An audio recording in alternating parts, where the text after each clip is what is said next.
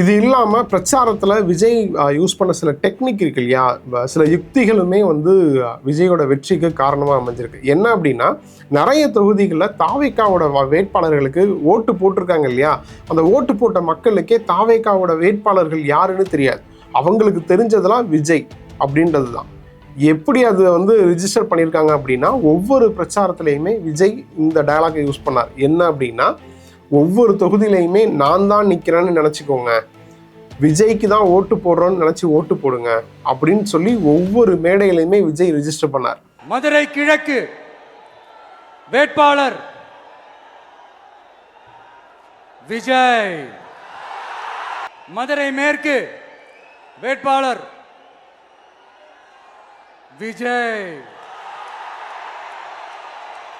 மதுரை மத்தி வேட்பாளர் விஜய், மதுரை தெற்கு வேட்பாளர் விஜய், மதுரை வடக்கு வேட்பாளர் விஜய், மேலூர் விஜய், சோழவந்தான் விஜய், திருப்பரங்குன்றம் விஜய், திருமங்கலம் விஜய், உசலம்பட்டி விஜய்.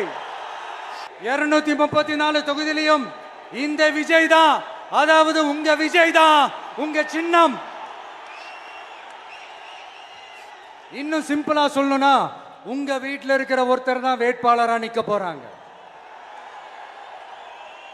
அந்த வேட்பாளரும் நானும் வேறு வேறு இல்லை. அதே மாதிரி நமக்கும் திமுகவுக்கும் தான் போட்டி. திமுகவை எதிர்க்கக்கூடிய ஒரே வலிமையான கட்சி எதுனா தாவேகா தான் அப்படின்றதையும் ரிஜிஸ்டர் பண்ணார் ஒவ்வொரு மேடையிலும். 2026ல் 2 பேருக்கு நடுவில் தான் போட்டியே. ஒன்னு டிவிகே, இன்னொன்னு டிஎம்கே. எந்த மேடை ஏறினாலும் தன்னோட கட்சி வந்து இதை செய்ய போகுது அதை செய்ய போகுது அப்படின்னு சொல்றதை விட அதையும் சொல்லியிருக்காரு. பட் அப்படி அதை விட அதிகமா திமுகவுக்கு எதிரி தாவேகா தான் அப்படின்றத ஒவ்வொரு மேடையிலையும் ரெஜிஸ்டர் பண்ணியிருக்காரு. கூடுதலா ஸ்டாலினை மட்டுமே பெயர் குறிப்பிட்டு தன்னுடைய எதிரியா முன்னிறுத்தினார். Stalin uncle, what uncle is very wrong uncle.